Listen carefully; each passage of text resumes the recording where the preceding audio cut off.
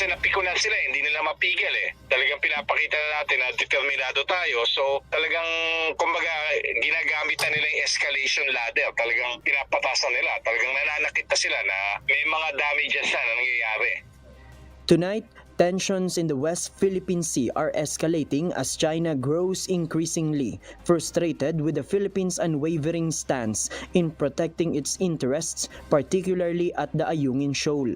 Renato De Castro, an international studies expert from De La Salle University, warns that China's aggressive actions could escalate further as it aims to assert control over a significant portion of the West Philippine Sea. Lalala pa yan pag gumamit na talaga sila ng dahas. At posible yan kasi yung Chinese Coast Guard, unang-una yung capability nila, no? Yung mga ginagamit yung Chinese Coast Guard, tatandaan natin yung kasaysayan niya, no? Ang goal talaga ng Chinese Coast Guard, hindi talaga yung constabulary of the sea. Ang goal talaga ng Chinese Coast Guard, manakop. De Castro emphasizes the importance for the Philippines to maintain its activities in the area despite the risks involved. He explains that while the Philippines cannot directly confront China's aggressive tactics, it cannot simply surrender its territory. In addition, De Castro cautions against China's use of violent methods and highlights the dangers associated with it. Well, itutuloy pa rin natin. Hindi naman tayo pwede gumamit ng dahas. Talagang antayin natin silang gagamit ng dahas. At kung gumamit man sila ng dahas, talagang, well, let's prepare for the worst. No? Let's hope for the best. According to De Castro, if the Philippines and China engage in a prolonged standoff, China may demand the cessation of rotational and reprovisioning missions and the removal of the BRP Sierra Madre, effectively forcing the Philippines' presence out of the area. He notes that the recent altercation may not yet warrant invoking the Mutual Defense Treaty with the United States, but mutual consultations have commenced due to growing American concerns. Hindi pa armed eh, hindi pa kinetic eh. Pero naging concern na rin ng Amerika because this is leading to possible use of China by kinetic force.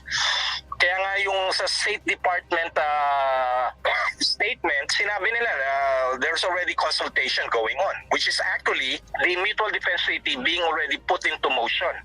However, security analyst Romel Banlaoy offers a different perspective, advocating for serious dialogue between both parties to resolve the situation.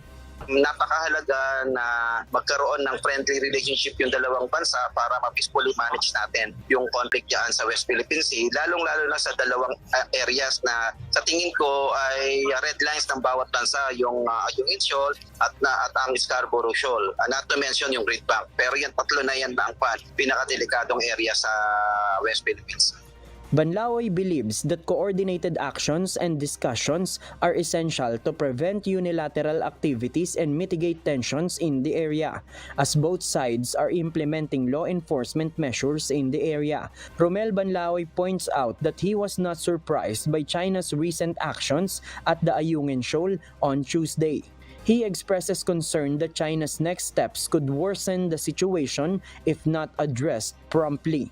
Baka magkaroon pa ng mas malala pang insidente sa naranasan natin ngayon. Kumbaga, yung naranasan ngayon ay the worst so far. Pero sa aking pagbabasa ng sitwasyon ay makakaranas pa tayo ng mas grabe pang insidente kung hindi natin mapipigilan ang mga respective unilateral activities natin dyan. Banlaoy believes that invoking the Mutual Defense Treaty with the United States would only complicate matters further. According to the security expert, resorting to military alliance would not contribute to a peaceful resolution and could potentially escalate the situation, leading to further militarization of the issue. Sa ngayon, ang problema pa lang natin ay law enforcement and political problems. We don't want this law enforcement and political problems to develop into a military problem, because if it develops into a military problem, that will really create violence in the area. JP Nunez, UNTV, News and Rescue. We serve the people, we give glory to God.